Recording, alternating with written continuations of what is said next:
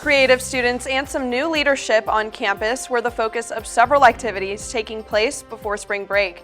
And coming up, we'll have a look back at a busy week of events before students left campus. The Texas Tech baseball team is working their way up in the national rankings after another weekend of offensive domination on the diamond. We'll have a look at the latest scores and highlights from the first weekend of Big 12 play. And a popular monthly event is still bringing in crowds and creatives to help increase interest in the local art community. We'll have the details on the latest edition of the First Friday Art Trail. This is the MCTV Weekday Update. Welcome to the Monday edition of the MCTV Weekday Update. I'm Alejandra Salazar. And I'm Nick Tauschek. Today marks the return of classes for students as spring break 2023 comes to an end. The campus calendar is also getting back into full swing with plenty of events and activities before graduation.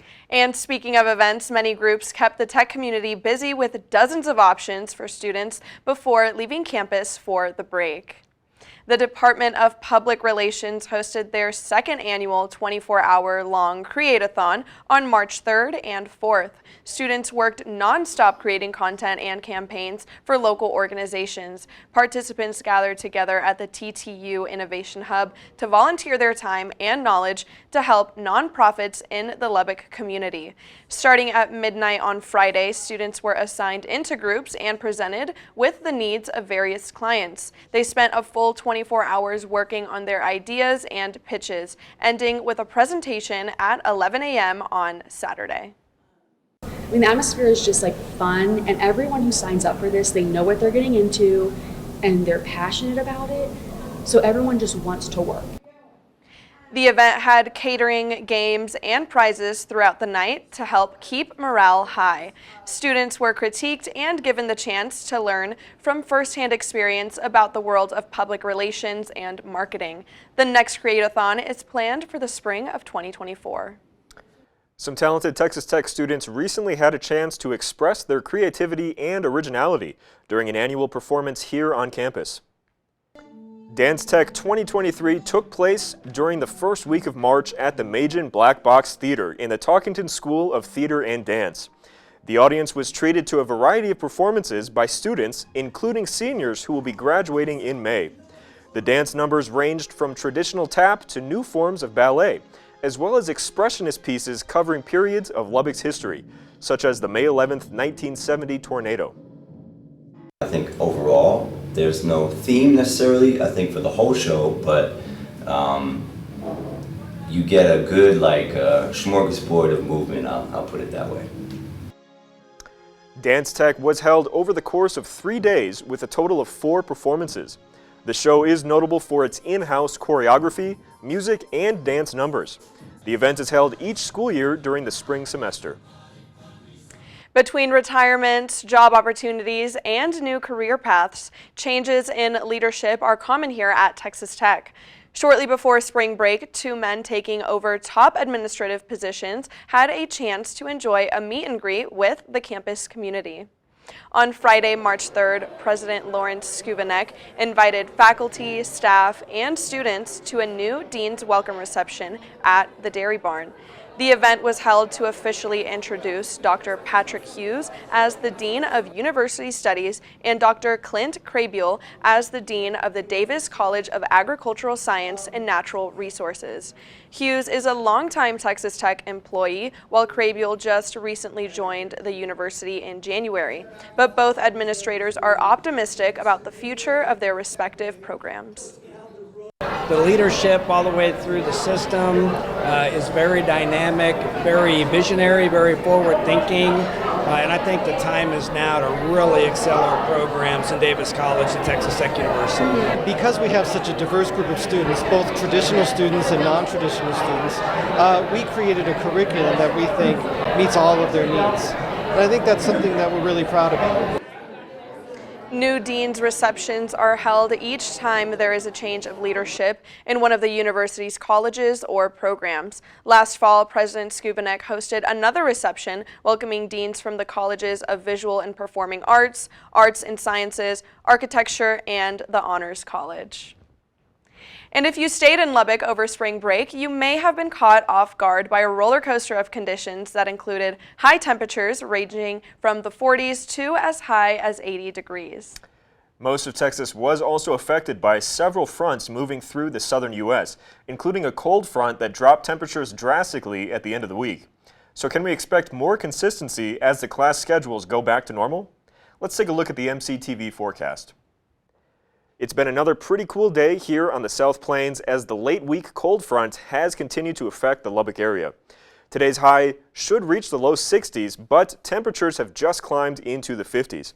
The MCTV tower cam is also showing lots of clouds, and there's been a chance of rain through most of the day. But for the most part, it's been pretty dry here again on campus. Tonight will be a little warmer than the last few evenings, with lows only dropping into the 40s. But windy conditions will be a factor overnight, and that will make it feel even cooler. Tomorrow, the winds top the weather headlines for the day, with speeds expected to reach 20 to 30 miles per hour by mid-afternoon, with the potential for gusts as high as 40. Tuesday's high will top out in the upper 70s, and we should see a lot more sunshine than today. Heading into the midweek, the wind will again be a factor later in the day, and there's a chance of dust storms from now through the end of the week.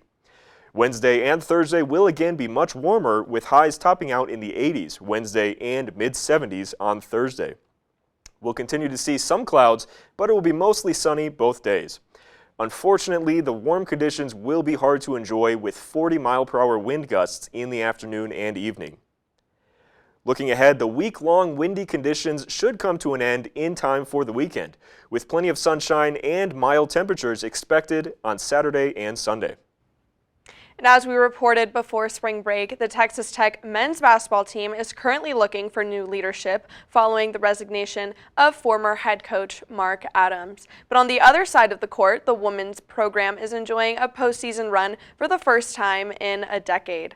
Last Thursday, the Lady Raiders hosted the first round of the Women's National Invitational Tournament.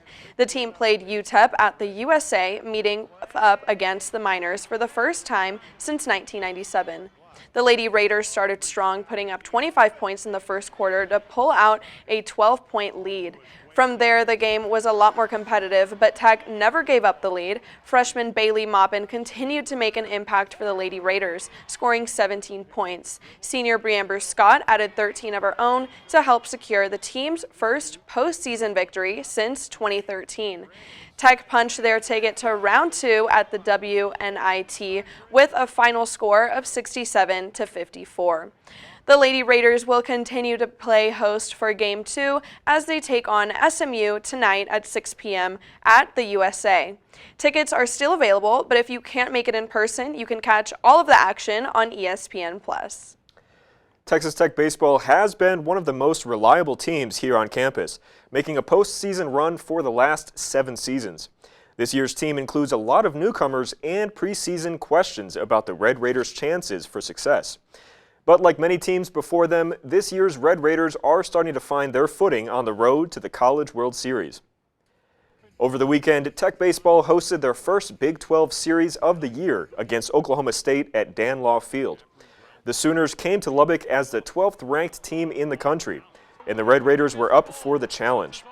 Tech started with an 8-7 victory on Friday, but the Cowboys tied up the series with a 9-4 win on Saturday. But yesterday, the Red Raiders decided to close out their biggest matchup of the season so far with a 12-1 run rule win. Tech put up 2 runs in the third, but in the bottom of the 5th, the bats got hot and Tech scored 10 runs off of 10 hits. The inning included a grand slam by junior Austin Green, all but securing the victory for the Red Raiders. 2 innings later, some strong pitching kept the Cowboys scoreless, and the game ended in the 7th after the run rule took effect. The series win over the Cowboys moved Texas Tech up to number 14 in the rankings, just in time for the annual series against the Texas Longhorns. The Longhorns come into the series unranked, but it will still be a tough matchup as the Red Raiders hit the road for the showdown in Austin. First pitch for Game 1 is set for 7 p.m. on Friday, followed by 2:30 p.m. starts on Saturday and Sunday. All of the games will be available through the Longhorn Network or you can keep up with the scores and stats at texastech.com. As we mentioned earlier, the calendar of events here on campus was full all the way up to spring break. But there were also several local options just a short drive away. And one monthly event took place the weekend before spring break, inviting out members of the Lubbock and Texas Tech communities for a night of free entertainment. The First Friday Art Trail has come and gone once again here in the Hub City, featuring artists, vendors, and people galore. This month's event featured galleries in the CASP buildings and garage studios located across the street from the Buddy Holly Center. Immersive exhibits and galleries featuring local creators were filled with people and some animal friends who came to enjoy the art. Artists at the event shared their work and inspiration behind their creations. It's been a hard 2 years for everybody. Everybody needs love, and we made an opportunity for people in Lubbock to make others feel loved with their words. I love people's interpretation of the prints because they have a lot of different ideas than I do. Some of theirs are even better than the ones I came up with. The First Friday Art Trail festivities can be enjoyed by young and old, and FFAT has something new each month.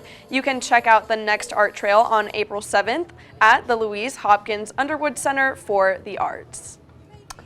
So Alejandra, have you ever been out to the First Friday Art Trail? I have, but it was really cold, so I didn't really get to enjoy it too much, but maybe this next one, I'll go. I've been once, and I really enjoyed it. It wasn't cold though, but I did have to leave for an occasion. Anyway, that's all for today's event edition of the MCTV Weekday Update. Thanks so much for joining us, and be sure to check ttuhub.net every day for more news. We'll see you on Thursday.